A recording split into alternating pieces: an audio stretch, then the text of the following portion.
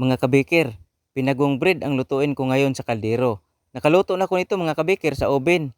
Pero ngayon lutuin ko sa kaldero para malaman nyo na ang pinagong bread ay pwede rin pala lutuin sa kaldero mga kabikir.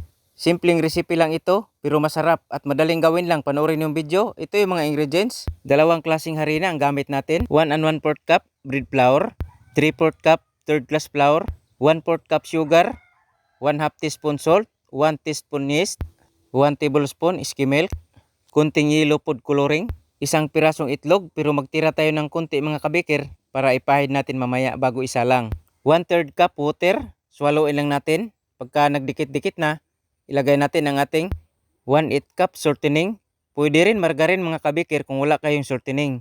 5 minutes ko itong mix. Pagkatapos kong ma-mix, pinutol ko mga kabikir. Pagkatapos binilog ko. Saka ko ipinurmang pinagong bread. Parang papaya ito pero maiksi lang mga kabikir. Pagkatapos hiniwaan ko ng 3 hiwa. Pagkatapos pinahiran ko ng itlog, yung itlog na tira natin kanina, at pinapaalsa ko ng 30 minutes bago ko ito niluto. Sa pagluto, parang bibingka din mga kabikir tulad ng ibang tinapay na niluto ko sa kaldero. 10 minutes sa katamtamang apoy naluto itong ating pinagong bread. Ito na mga kabikir, luto na ang ating pinagong bread. Napakadali lang lutuin mga kabikir sa kaldero.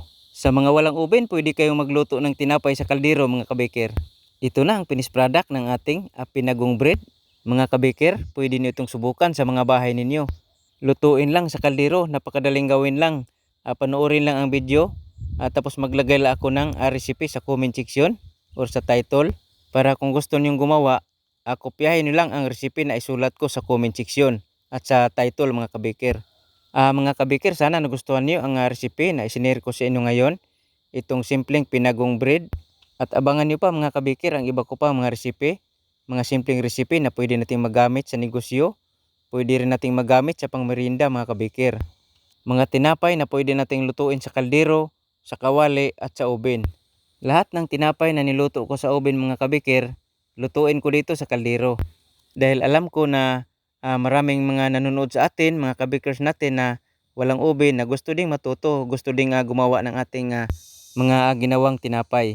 At naghanap ako ng paraan na madali lang gawin ang tinapay para ang mga baguhan hindi pa nakasubok sa paggawa ng tinapay, madali lang matuto mga kabikir.